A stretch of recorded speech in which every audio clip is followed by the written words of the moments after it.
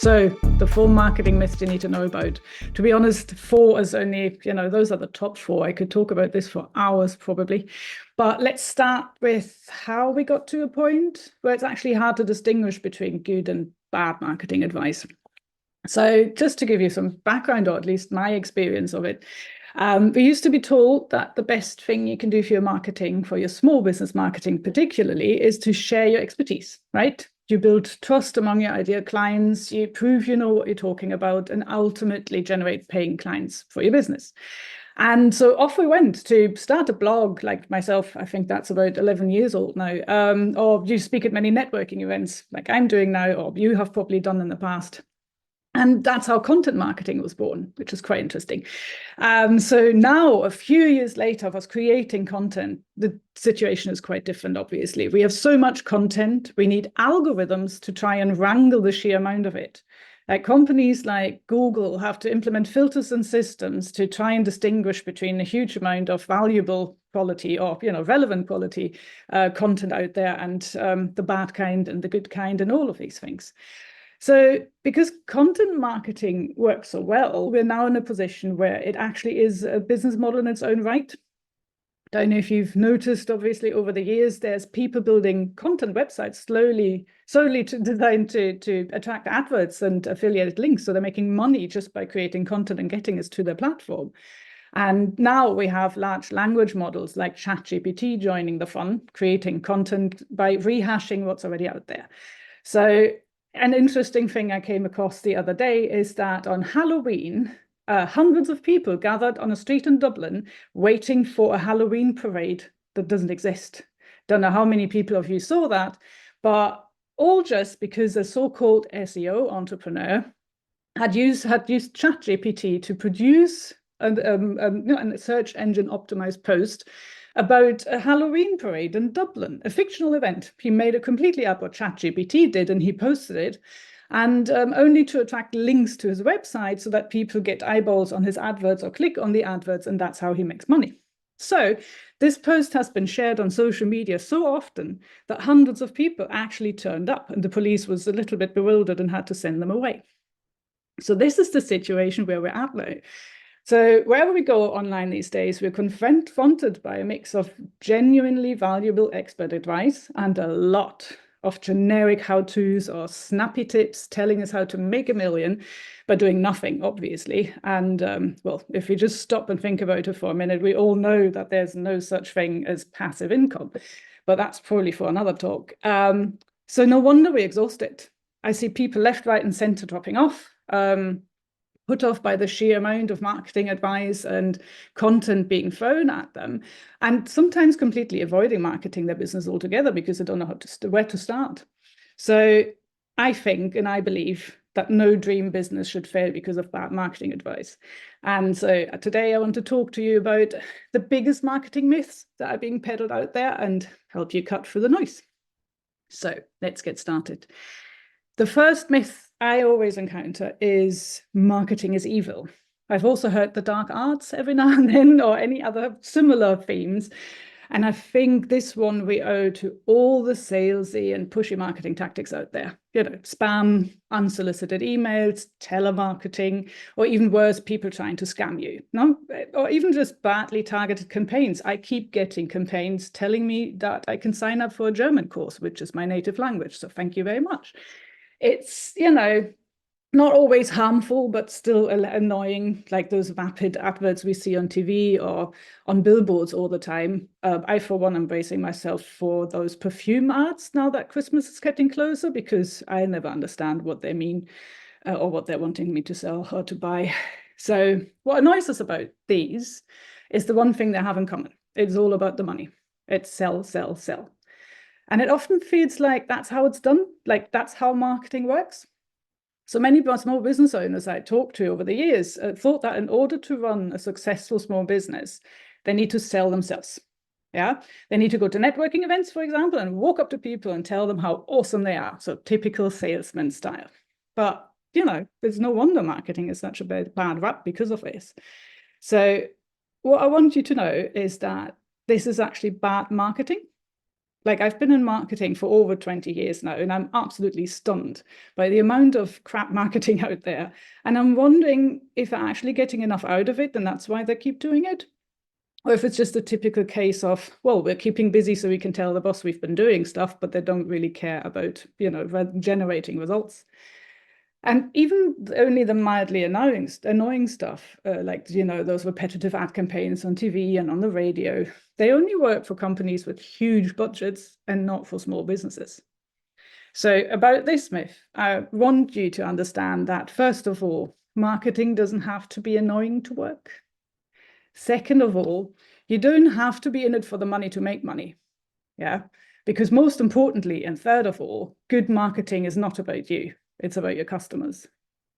Think about it. There are good unsolicited email campaigns and ads out there when they're relevant and provide value to you.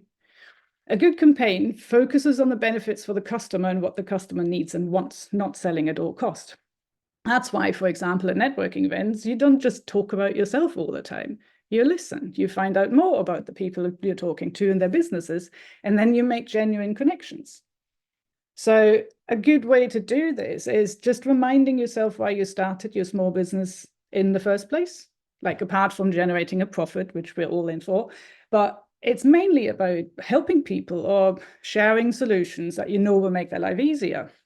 You might be creating beautiful things and help them live a better life. All of these things, that reason that got you started, whatever it is, that's what your marketing is about, and not selling at all cost. So myth number 2, one of my favorites, marketing is expensive, which, let's look at that. It's not entirely wrong, but it's a misconception about marketing that is being described as fluffy or a waste of time and money and cost a lot with next to no return. Again, I think what we're doing here is reducing marketing to what we see most. It's billboards, it's huge national campaigns, it's TV ads, it's big brands sponsoring big events. And yep, that's expensive, absolutely. Another trigger for this myth is maybe that we're often exposed to marketing advice that's not tailored to us, to small business owners, which means we're seeing things that have a huge price tag or need a big experienced team or an agency to actually put into practice. And that makes us often feel like we are unable to afford marketing. But this is only a small part of what marketing can do. And it wouldn't be a good fit for our small businesses anyway, because we don't have big international audiences, not like the big brands have. And we often target a local, smaller audience. And that also means often that it costs less. And why would we compare ourselves to Procter & Gamble and the likes anyway? We don't have many different products and brands that we sell to different target groups and audiences all over the world. So we can focus on our niche and our ideal clients, and then can focus our marketing on them. And of course, there's always the downside. Marketing is never really free. We always have to either spend time or money. Yeah, because you either do it yourself and you do as much as possible yourself, which takes time, or you get somebody to help, which obviously then means you have to invest money in it. But it doesn't need to cost an arm and a leg, because think about it, at a smaller scale, we're more focused, we need fewer sales. It's not like we have to send millions of our services or products. And we go to local networking events, we create content on social media, we write a blog or start a podcast, we visit local trade shows or conferences, write an email newsletter or place ads in local magazines. So that's all much more affordable, often free to do even, and definitely achievable for small businesses. And that's now myth number 3. Marketing means doing all of the things. That's my favorite because that keeps coming up whenever something new comes up. So this is one of the most persistent things. It's whenever a new social media platform pops up or a new trend emerges, everybody gets frantic. And I get emails left, right, and center saying, oh, do I need to be on Threads? Or should we do TikTok? Or what about ChatGPT? That was obviously and still is a big topic. Every time something new pops up, we're being told to jump straight in or lose out, right? It's as if this is a race where you have to tick all of the boxes and the winner takes all. And that's not really it. Don't forget that the algorithm that shows us this type of advice favors popular stuff and trends. So as soon as something is trending, we see more and more of it. Not because it's the best thing since sliced bread, but because it's popular and gets clicks. So, and not to forget that the people telling us to jump on the bandwagon are usually the ones driving it. So, and how do you stand out if you run with the crowd as well? So that's something to consider. Sure, if it's a trend that is in line with your USP and your values, then go ahead. But if that's the case, you probably have been and should have been there all along anyway. And with small businesses, everything about our marketing needs to be super targeted. We don't have the resources to be everywhere all at once. So whatever we can do, we have to make it count. So when it comes to this myth, it's 3 things I want you to take away. First of all, don't spread yourself too thin. Focus on a few targeted marketing channels that you know will work or are likely to work because your people are hanging out there, and put all your efforts into those. Second of all is play to your strengths.